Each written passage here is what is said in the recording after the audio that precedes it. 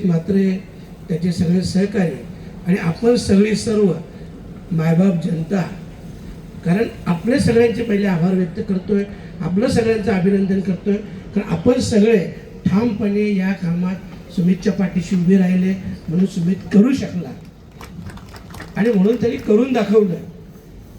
कधी लक्षात ठेवा, कुठलाच राजा प्रजेविना राजा होऊ शकत नाही, कुठलाच नेता कार्यकर्त्यांशिवाय नेता होऊ शकत नाही.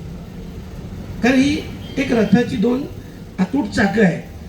का जर नेत्याच्या मागे कार्यकर्ते नसले, आज मी नेहमी सांगतो, मी खासदार झालो तर तुम्ही सर्व माझ्या पाठीशी नसते, सगळ्यांचे आशीर्वाद नसते, सहकार्य नसतं, तर मी खासदारच होऊ शकलो नसतो. आणि म्हणून आपल्या सगळ्यांचे मनपूर्वक आभारी व्यक्त करतोय, अभिनंदनही करतोय. आणि आता काल याच पाईपलाईनचा पुढचा टप्पा आहे. मला वाटतं येवई ते आघई तानसा हा जो टप्पा आहे, मी सुमितला सोमवारी घेऊन जाईल. कारण कालच माझ्याकडे हा विषय गणेश गोवी साहेब आले, आमचे 2-3 मंडळी आले होते, हनुमान पाटील आले होते, आणखी कोण, राजू भाऊ चौधरी, सगळे आले होते. त्यांनी मला सांगितलं, मी त्वरित त्या अधिकाऱ्यांना संपर्क साधला आणि सोमवारी सकाळी मी उद्या कल्याणला आहे, जसं कल्याणचं आटोपेल 2:30-3च्या नंतर मी त्या रस्त्यावर जाणार आहे. सगळ्या अधिकाऱ्यांना बोलवलं आहे आणि त्याची पाहणी करून त्या कामाच्या मागे लागणार आहे. आणि नुकतंच आता शेतकरी संघटनेच्या वतीनं एक निवेदन दिलं, त्याच्यानंतर लगेच पुढच्या हप्त्यात त्या रस्त्याची पण पाहणी ठेवू. मी सगळ्या BMCच्या अधिकाऱ्यांना तिथं बोलवेन, मी स्वतः येईन आणि त्याची आपण पाहणी देखील करू आणि ही कामं प्राधान्याने करू.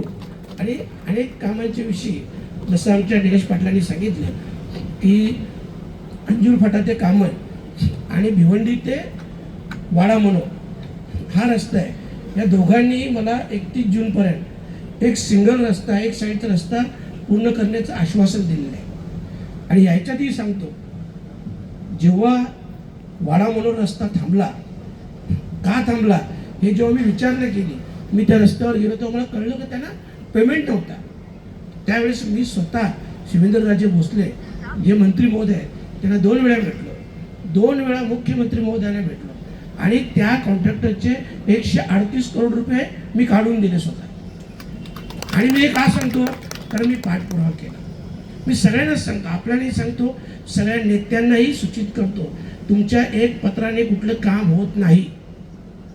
लक्षात ठेवा, तुमचं पहिलं पत्र आहे ते कचरापेटीत पडतो. तुम्ही त्याचा पाठपुरावा केला, फॉलोअप घेतला तरच ते काम होते, नाही तर ते काम होत नाही. आज या ठिकाणचा विषय मी मुद्दाम बोलतो. आज तुम्ही मेट्रो आली, या भिवंडी तालुक्यातील सगळ्यात मोठं गाव कुठलं आहे मला सांगा? काल्हेर गाव आहे. मेट्रो आली, नेते मंत्री महोदय, काशीळला स्टॉप झाला मेट्रोचा, कोपरला झाला, पुण्याला झाला, काल्हेर सारख्या एवढ्या मोठ्या गावात का नाही झाला? अंधभक्तांनी विचारायला नको, बोलायला नको की तुम्ही आमचे नेते आहात, तुम्ही मंत्री महोदय आहात आणि तुमच्या काळात काल्हेर सारख्या या भिवंडी तालुक्यातील सगळ्यात मोठं गाव जिथं बाळासाहेब ठाकरेंचा पदस्पर्श झालेला आहे, या गावाचा एक इतिहास आहे. हे गाव राजकारणाच्या बाबतीत बोलाल तर भिवंडी तालुक्यात नंबर 1ला गाव असतो. आणि ह्या गावात मेट्रोचा बस स्टॉप झाला का? नुसतंच काहीतरी करत बसायचं. बघा, एक मी रांगोली नाका ते कल्याण, मी माननीय मंत्री महोदय एकनाथजी शिंदे साहेबांना एक पत्र दिलं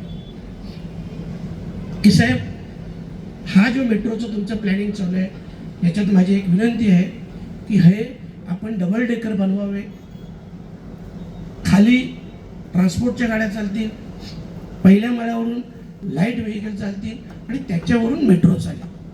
आणि त्या संदर्भात मी स्वतः 5 वेळा शिंदे साहेबांना भेटलो आणि 5 वेळा भेटल्यानंतर त्यांनी त्या प्रोजेक्टला मान्यता दिली. 5 वेळा भेटल्यानंतर. आणि त्यावेळेस मी बोललो होतो का नुसतीच नेतेगिरी करायची नाही. मला माहिती आहे मी खासदार आहे, गटर वॉटर मीटर माझं काम नाही. माझं काम हे त्या लेवलचं असलं पाहिजे. एक विजन असलं पाहिजे. आणि त्यावेळेस मी बोललो होतो, ही जी मेट्रो झाली ही मला एक सांगा कशेळीपासून तर पूर्ण अशी फिरून ही पण डबल डेकर होऊ शकली असती ना, जर त्यावेळेसच्या नेत्यांनी जर प्रयत्न केले असते जसे मी केले. झालीच ते का नसती झाली. ट्रॅफिकची समस्या सुटली असती, ट्रान्सपोर्टची समस्या सुटली असती, मेट्रोची समस्या सुटली असती. तुमच्याकडे जर विजन नसेल आणि नुसत्याच डेव्हलपमेंटच्या गप्पा मारायच्या तर असं चालत नाही. कोण गावचा एक विषय मुद्दाम सांगतो. मी 2018ला सभापती झालो. 15 जानेवारी 2018ला मी कोण गावातून निवडून आलो होतो. मी 3 ते 4 महिन्यात कोण गावात एक पाईपलाईन मंजूर केली. 64 लाखाची मंजूर केली. कारण MIDCचं पाणी हे साधारणतः 35 कंपन्यांमधून येता कोण गावात यायचं. आणि ह्या 35 कंपन्यांना खूप मोठी पाण्याची लाईन असल्यामुळं तो पाण्याचा प्रेशर येत नव्हता. मग त्याच्यात मी 2-4 वेळा गेलो. सगळे कोणची प्रमुख नेते मंडळी ग्रामस्थ होते. आम्ही जबरदस्तीत 1-1 तास कंपन्या बंद केल्या. त्याच्यातून आम्हाला रिझल्ट मिळाला तर जर कंपन्यांचं पाणी बंद असलं तर आपल्याला प्रेशर येतो. म्हणून मी काय केलं, मग कंपन्यांच्या पुढून MIDCच्या लाईनच्या इथून एक डायरेक्ट बायपास लाईन टाकली कोण गावाला. परंतु ती लाईन शेवटपर्यंत जोडू दिली नाही. शेवटपर्यंत जोडू दिली नाही कारण सत्ता यांची, अधिकारी यांचे नाही करून दिलं. आता त्या बाबतीत पण सांगतो, आरोग्य केंद्र तिथे उभारतोच मी. पाण्याचा प्रश्न देखील येत्या महिन्याभरात तुम्ही सगळे पाहाल. मी स्वतः 2 दिवसापूर्वी MIDCचे तिथले प्रमुख अधिकारी आहेत शिंदे साहेब, ह्या शिंदे साहेबांना बोलवलं, सगळी माहिती घेतली आणि येत्या काही दिवसात ती पुन्हा बायपास पाईपलाईन मंजूर करून पुन्हा 24 तास पाणी मिळेल. तर याच्यासाठी एक विजन असलं पाहिजे कुठल्याही बाबतीत. आज तुम्ही पाहत असाल, मी असं गर्वाने नाही बोलत, पण तुमच्या सगळ्यांच्या सहकार्याने, आशीर्वादाने 75 वर्षाच्या इतिहासात मी पहिला खासदार आहे की ज्याने 2 वर्षात 9 वेळा संसदेत बोलले. पहिला खासदार आहे. अगोदरच्या खासदाराने ते एकदा पण नव्हतं बोलले. 10 वर्षातल्या खासदाराने कपिल पाटीलने 3 वेळा बोलले. 10 वर्षात किती? 3 वेळा. चौथ्यांदा पण नाही बोलले. आणि मी 2 वर्षात 9 वेळा बोललोय. आणि त्याची तुम्ही परिणिती पाहाल. मुरबाड रेल्वेचा विषय असेल, काही दिवसात तुम्ही पाहाल, मी माननीय मुख्यमंत्री महोदयांची भेट घेतली. त्यांना सांगितलं की साहेब कुठल्याही परिस्थितीत हा रेल्वे झाला पाहिजे. कारण 3 मार्च 2019 तुमच्याच हस्ते तुमची फसवणूक करून त्यावेळच्या खासदारांनी, कपिल पाटलांनी खोटा शुभारंभ केला, नारळ फोडला. म्हणून ते होणे गरजेचं आहे. त्यासाठी तुमचाही सन्मान होईल. त्यांनीही मान्य केलं, केंद्रीय मंत्री महोदयांनी मान्य केलं. लवकरात लवकर समन्वय समिती होईल आणि त्या रेल्वेचं काम मार्गी लागेल. हे काही जे लोकसभा क्षेत्रातील जी काही कामं आहेत खूप महत्वाची असतात. आता आपण पाहिलं असेल, वराळ देवीचा तलाव बोलला तर भिवंडी शहराचा ना आपल्या सगळ्या भिवंडीकरांचा आत्मा आहे. आत्मा. आज त्या तलावाची परिस्थिती पहा. सतत 1.5 वर्ष पाठपुरावा करून 57 करोड रुपये केंद्राकडून मंजूर करून घेतले.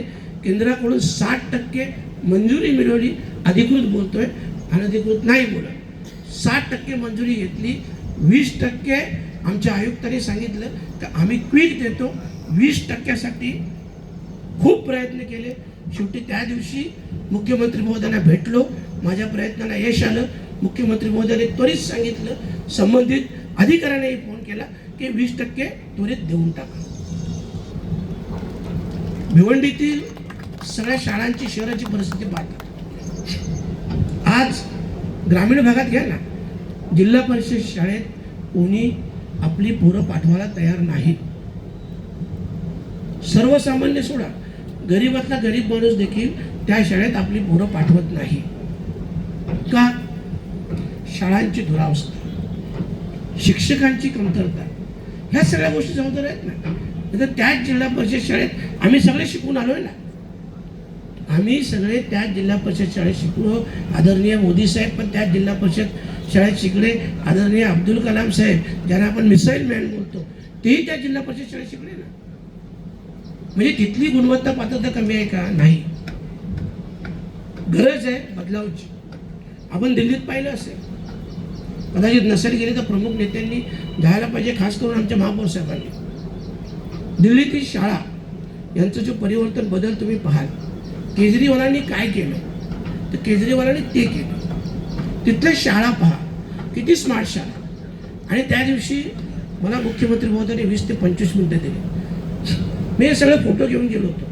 मी मुख्यमंत्री महोदयांशी या विषयावर सविस्तर चर्चा केली की साहेब, शिक्षण क्षेत्र, आरोग्य क्षेत्र हे जर मजबूत असलं, याच्यात चांगल्या सुविधा मिळाल्या तर आणि तरच या देशाचं भविष्य, म्हणजे जी लहान पोरं आहेत, जे विद्यार्थी आहेत, ते कुठे घडतात? एक तर शाळेत, आणि त्यांची प्रकृती चांगली असली तर ते आरोग्य विभाग. म्हणून हे दोन्ही विभाग आपण मजबूत करायला पाहिजे. आणि त्याच्यासाठी साधारणतः एक मी मागचे जेव्हा आपले आयुक्त होते दादा, त्या आयुक्तांशी मी चर्चा करून आम्ही एक अंदाज काढला होता की भिवंडी शहरातील सगळ्या शाळा, 54 इमारती आहे, स्मार्ट शाळा बनवायच्या असतील तर साधारणतः 250 ते 300 कोटी रुपये खर्च आहे. जिल्हा परिषदचा विषय, ही जिल्हा परिषद निवडणूक झाली, अस्तित्वात जिल्हा परिषद आली का तोही विषय मी घेणार आहे. परंतु या सगळ्या शाळा स्मार्ट शाळा व्हाव्यात, गरिबांची मुलं चांगल्या पद्धतीने शिकावी म्हणून सगळं प्रकरण सगळं समजून सांगितल्यानंतर त्याला देखील मुख्यमंत्री महोदयांनी मान्यता दिली. आणि मला हेही सांगितलं लवकरात लवकर तो प्रपोजल दे. 250 ते 300 करोड रुपये जो खर्च आहे तो मी देतो, टप्प्याटप्प्यात देतो. 2 ते 3 वर्षात भिवंडीतील सगळ्या शाळा या स्मार्ट शाळा होतील. हे आमचं काम आहे. मी सांगतो आज इथं आपल्याकडं जी काही डेव्हलपमेंट चालू आहे, आज मी नेहमी सांगतो की प्रत्येक खासदाराने असं कुठलं तरी एक मोठं प्रोजेक्ट, एक कुठली तरी एक योजना चांगली राबवावी, ज्याच्यातून तिथल्या 2000, 5000, 10000, 20000 लोकांना काम मिळेल. हे खासदाराचं काम आहे. रेल्वेचं काम आहे, नॅशनल हायवेचं काम आहे आणि हे काम आहे. तर त्याच्यात तो जो सगळ्यात मोठा रखडलेला विषय होता, मला वाटतं तो एक्झिट, कुठला एक्झिट, तो लांबच एक्झिट बाकी होता, तो दिलंच नव्हतं. त्यावेळेस मी माननीय केंद्रीय मंत्री महोदय नितीन गडकरी साहेबांना भेटलो. त्यांना सगळी परिस्थिती सांगितली. साधारणतः लांबचपासून पूर्ण म्हणजे मेजर वटीने माझा आदिवासी समाज वाड्यापर्यंत राहतो आणि आज त्या समाजाची मुलं इथपर्यंत येतात. ट्रान्सपोर्ट खर्च परवडत नाही, काम करतात पण खर्च जास्त होते. आणि म्हणून जर लांबचला एक्झिट दिलं तर सगळ्यात मोठी डेव्हलपमेंट तिथं होईल आणि तिथून 15 ते 20 हजार तरुणांना नोकरी मिळेल. हे जेव्हा मी गडकरी साहेबांना माझं विजन 5 वेळा भेटून सांगितलं, 5-7 वेळा भेटलो, आपली भिवंडीची सगळी कमिटी नेली आणि त्यांच्या समक्ष देखील सांगितलं, तेव्हा गडकरी साहेबांनी मान्यता दिली. 136 करोडचं काम मंजूर केलं. पुन्हा त्याची आता किंमत वाढली, 186 करोडचं कामाला गडकरी साहेबांनी मान्यता दिली. हे मी मुद्दाम का सांगतो, हे आमचं काम आहे. हे केंद्रीय शाळा आता घेऊन येतोय मी. दापोड्याला मी त्याचा सर्वे पण केला 4-5 दिवसापूर्वी. दापोड्याला आपण एक केंद्रीय शाळा आणतो. भिवंडी मेडिकल कॉलेज एवढ्या वर्षात भिवंडी लोकसभेत नाही. त्याविषयी चर्चा केली मुख्यमंत्री महोदयाशी. त्यांनीही पॉझिटिव्हली सांगितलं 450 बेड असायला हवेत. 100 IGM मध्ये आहे, 100 आणखी वाढतात. 200 बाजूला केंद्राचीच एक योजनेच्या माध्यमातून 200 बेडचं हॉस्पिटल चालू आहे. म्हणजे 450 बेडचं व्हायला काय हरकत नाही. फक्त तिथून 4 ते 5 किलोमीटरच्या आत एक आणखी 10 ते 11 एकर जागा असणे गरजेचं आहे. ती जागा शोधतोय आणि ती महापौर साहेब मला देते. कारण मुख्यमंत्री महोदयांनी मी त्यांच्याशी चर्चाही केली. आता हे तुम्हाला करायचं आहे, तुम्ही मला जागा द्या, मी मेडिकल कॉलेजसाठी परवानगी देखील आणतो. आणि हे येत्या 5 वर्षात मी तुम्हाला तुमच्या सगळ्यांच्या सहकार्याने आशीर्वादाने करून दाखवेन, एवढं नक्कीच सांगा. आणि म्हणून पुन्हा एकदा या कार्यक्रमाच्या माध्यमातून सगळ्यांचे आभार व्यक्त करा.